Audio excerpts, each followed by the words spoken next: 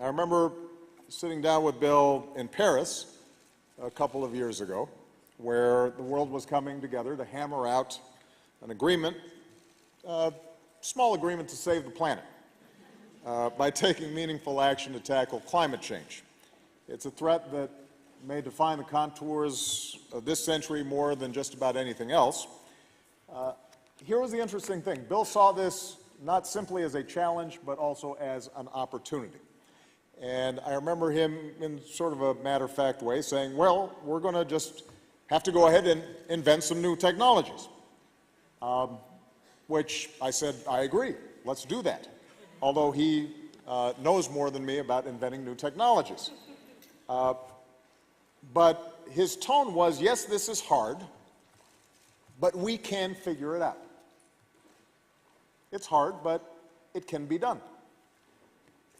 And that spirit, a spirit that says, to quote, I guess myself, yes, we can, rather than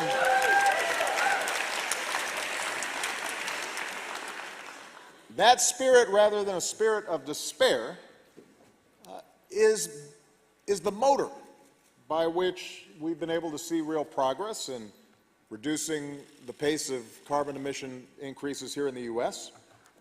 And even if at the current moment the federal government is not as engaged in these efforts as I would like,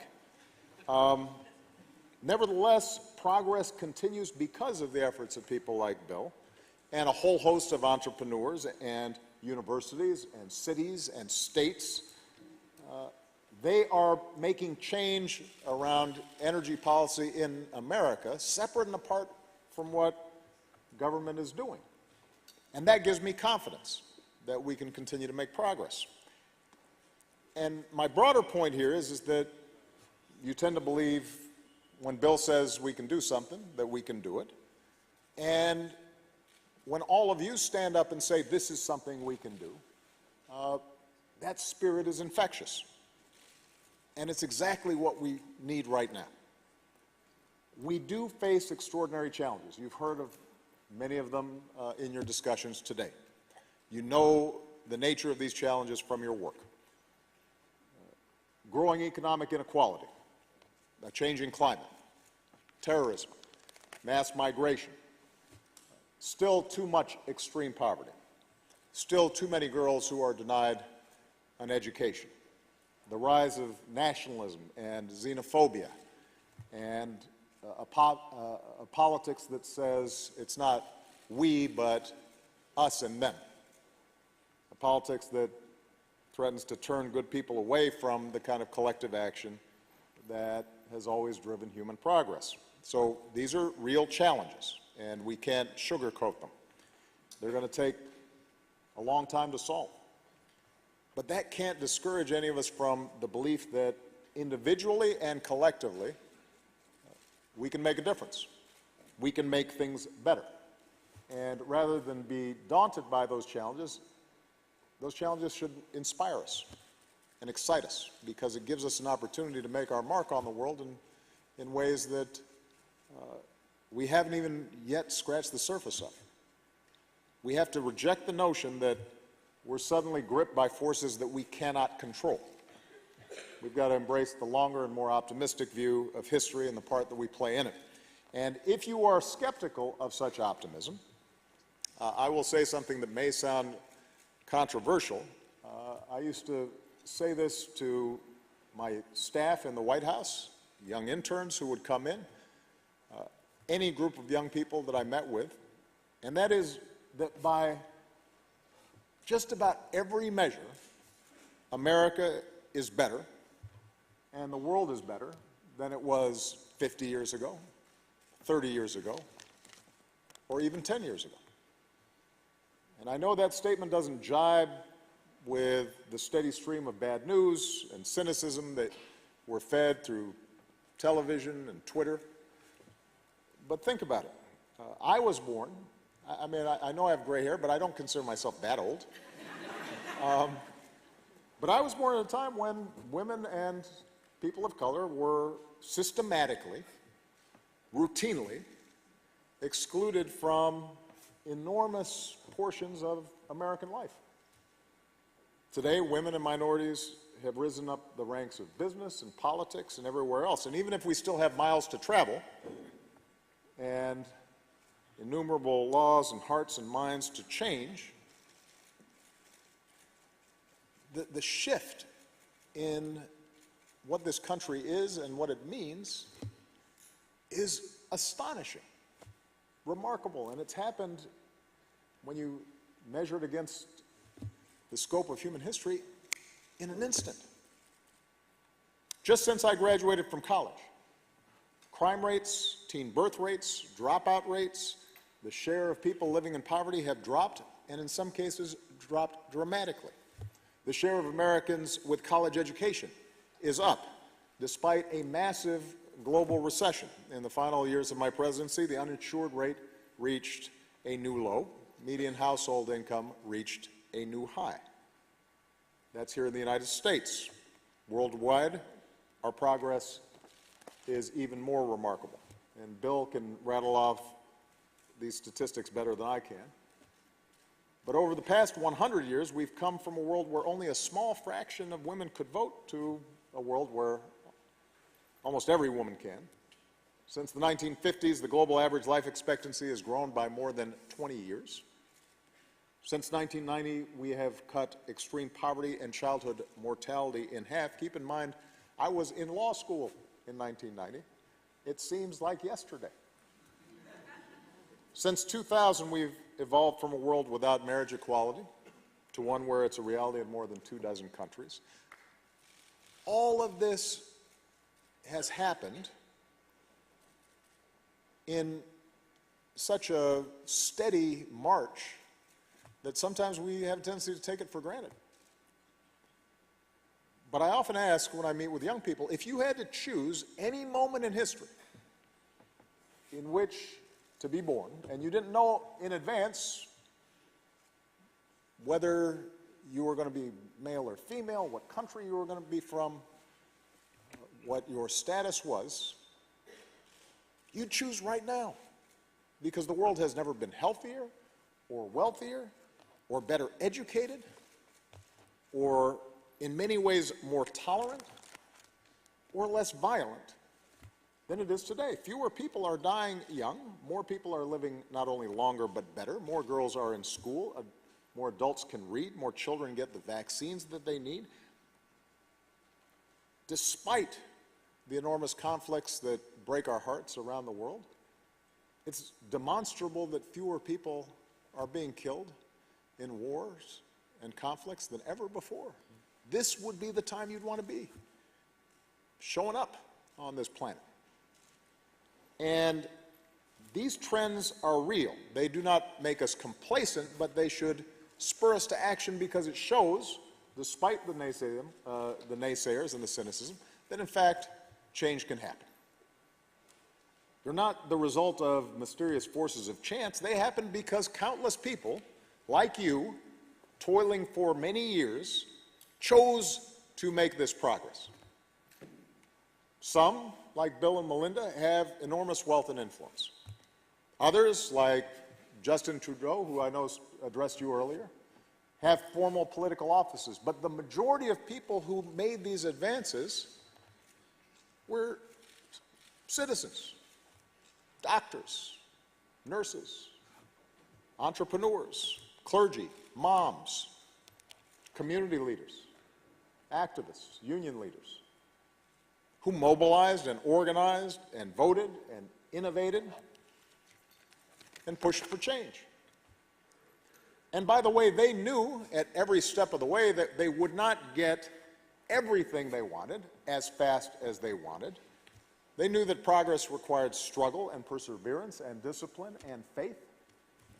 They knew that sometimes for every 2 steps forward, you'll take a step back. But they made things better.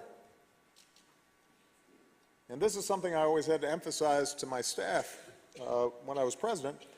Better is good. No, you laugh, but sometimes people forget that. I will take better every time. So that's what's needed today. the engagement of everyone who wants to see a better future for our children. And it can be frustrating. I'll take an example here in the United States. Over the past 8 years, thousands upon thousands of Americans threw themselves into the collective effort of reforming our healthcare system. Those of you who live in countries that already have universal healthcare are trying to figure out what's the controversy here. I am too. These people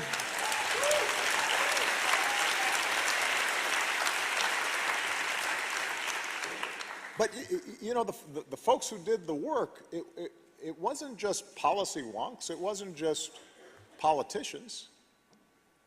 It was moms and dads, people who had the experience of a sick child or crushing medical bills that threatened to bankrupt them.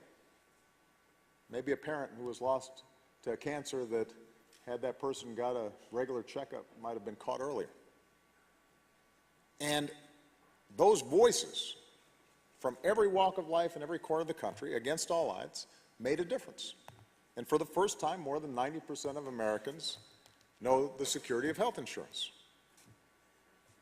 Paying more for insurance or being denied insurance because of a pre-existing condition or because you are a woman, that's not a thing anymore.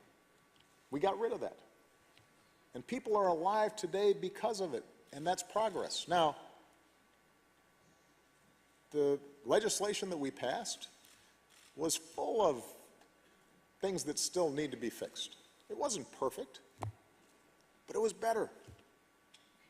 And so when I see people trying to undo that hard-won progress for the 50th or 60th time, with bills that would raise costs or reduce coverage, or roll back protections for older Americans or people with pre-existing conditions, the cancer survivor, the expecting mom, or the child with autism or asthma, for whom coverage once again would be almost unattainable, it is aggravating. And all of this being done without any demonstrable economic or actuarial or plain common sense rationale, it frustrates.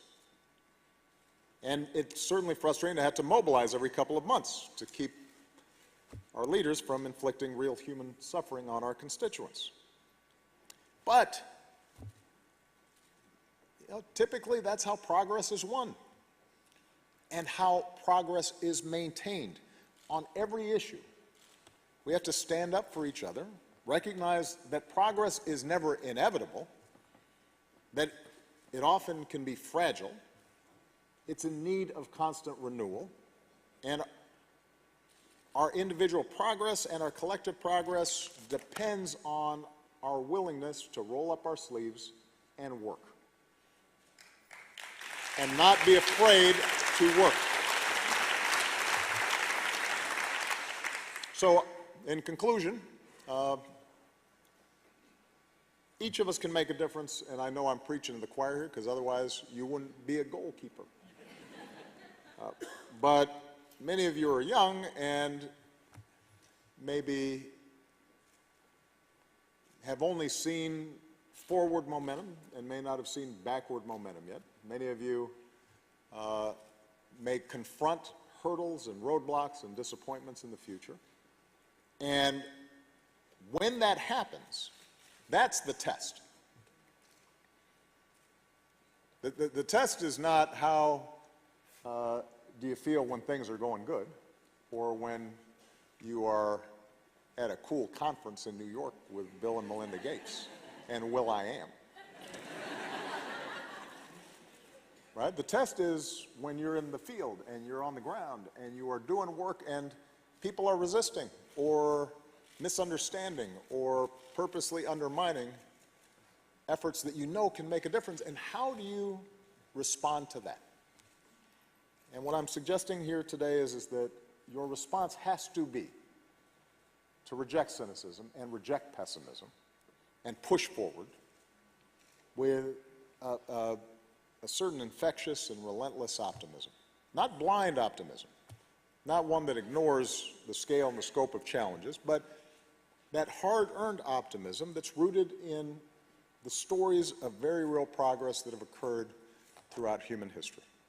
And the recognition that our successes, even though sometimes they're small or incomplete, accumulate, they build, and they create a trajectory that's better and will mean some girl somewhere getting an education that otherwise she wouldn't have had. That'll mean some farmer being able to cultivate a crop to feed his family, and if enough of them do it, feed a nation. That's what you're fighting for at every moment. Because each new generation stands on the successes of the previous generation. It's like a relay race that we're running. Each generation reaches up, standing on that previous generation, and bends that arc of history in the direction of more freedom and more opportunity and more justice. That's why I spend so much time, when I was president, convening young leaders on every continent that I visited. That's why in my post-presidency, my emphasis is going to be on training the next generation of leaders to take their own crack at changing the world through the Obama Foundation, which will be based in Chicago, but will have projects and programs and digital networks all across the globe. And I'm hoping I get a chance to work with some of you because I have great faith in you, just as I know Bill and Melinda have great faith in you. And I'm certain that if you keep pushing forward, then America and the world are going to be just fine. Thank you very much.